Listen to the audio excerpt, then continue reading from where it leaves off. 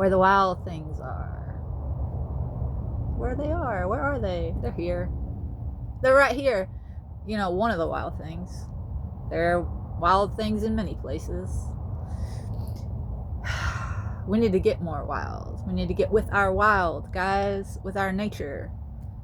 Okay, I couldn't resist hopping on here and saying something about the fact that everyone is just going crazy, like freaking out over the cost of food as it's rising.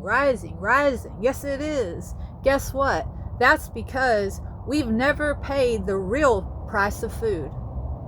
Okay, the real price of something, the real cost of something, is however much life force goes into making and acquiring that thing. That's the real cost. But because we're not willing to engage with growing our own food or meeting our own needs for survival, somebody else has to make them. Somebody else has to make the time, place the effort on it.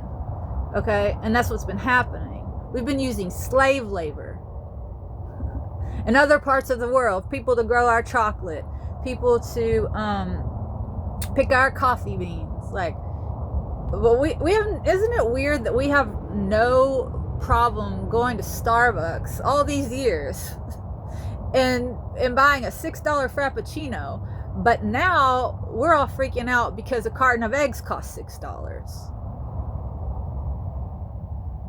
Something's not right there, guys. Something is misaligned in our thinking, in our logic. We have no problem like going down to the mall and spending $100 on a pair of new jeans that look like they've been worn, that have holes in them, that have stains on them, but they've never been worn.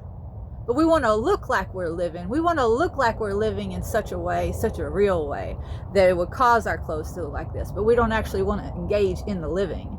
Like maybe if you were out growing tomatoes, your jeans might look like that. But nobody wants to do that. Everybody wants to pay the lowest amount for the tomato. They want to give the least amount of their life energy to acquiring that tomato. Meanwhile, somebody actually had to give their real life and their real time to go out in the field and grow that tomato. And then we want to pay them slave wages. Well, the pendulum has swung. This is what happens. Every action has a reaction. Every cause has an effect. This is what karma is, guys. And when you refuse to engage with reality, with nature, of which we are a part, this is what happens. We suffer. So now, not only are we going to pay the actual price of a tomato, we're going to pay well beyond the price of a tomato because we're not set up to grow it. Okay? The pipelines for the tomatoes are going to shut down. We're not going to have any, and there's going to be a shortage, and then the price of the tomatoes is going to keep going up and up and up and up and up. So the only way to win there is to start a garden or work with your neighbors. You grow the tomatoes, I'll grow the cucumbers. Like that. Here's the other thing, guys. When you are relying on a supermarket to give you your food and you give them money for that food, you never know how many dollars it's going to take to buy a tomato or a papaya or a mango. Okay? So in other words, you never know how many hours you're going to have to work at your job to earn the money to buy a mango. But guess what?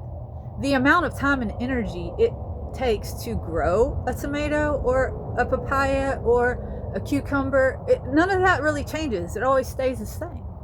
So the only way to ensure that you can afford your own food forever is to grow it yourself.